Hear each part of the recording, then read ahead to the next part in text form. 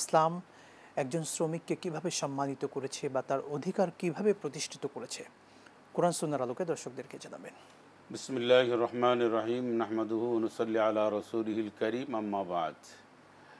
অত্যন্ত গুরুত্বপূর্ণ একটি বিষয় শ্রমিকদের মর্যাদা, অধিকার, তাদের সুরক্ষা, অধিকার সুরক্ষায় ইসলামের যে বিরাট ভূমিকা, একমাত্র ইসলামী ভূমিকা বা একমাত্র তাদের মর্যাদা ইসলামই প্রতিষ্ঠা করেছে। এই পৃথিবীতে সমস্ত মানুষের অধিকারের ন্যায় শ্রমিকদের অধিকারও ইসলাম প্রতিষ্ঠা করেছে। নিঃসন্দেহে। রসুল আকরাম সাল্লাল্লাহু আলাইহি ওয়াসাল্লাম আজ থেকে 1500 বছর আগে, প্রায় 1500 বছর আগে তিনি শ্রমিকদের অধিকার, মর্যাদা বা তাদের রাইট এটা প্রতিষ্ঠা করছেন সমাজে। নিঃসন্দেহে। এমন একটা সময় তিনি অধিকার নিয়ে কথা বলেছেন যখন শ্রমিকদের কোনো অধিকার ছিল না।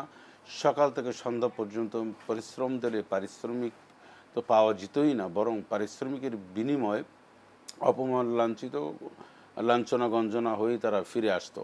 জি। কারো কাছ থেকে তারা পারিশ্রমিক পাওয়ার কোনো সুযোগই ছিল না। তখন রসুল আকরাম সাল্লাল্লাহু আলাইহি ওয়াসাল্লাম পরিষ্কার করে বলছেন, উতুল আজির আজরা ক্বাবলা আইয়ুজিফ আরকাহ, অর্থাৎ শ্রমিকদের ঘাম শুকানোর আগে তাদের প্রাপ্য বুঝিয়ে দাও। জি। এই পৃথিবীর মানুষকে তিনি নির্দেশনা প্রদান করলেন।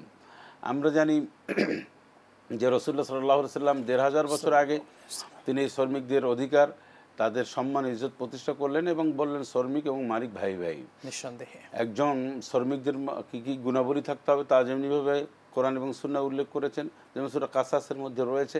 একজন শ্রমিক তার মুসা আলাইহিস সালামের দৃষ্টান্ত টেনে বলা হয়েছে যে শ্রমিক অবশ্যই হতে হবে দক্ষ, আর হতে হবে সততা নিষ্ঠা, মানে পরীক্ষিত মানে সততা, নিষ্ঠা এবং সামর্থ্যবান।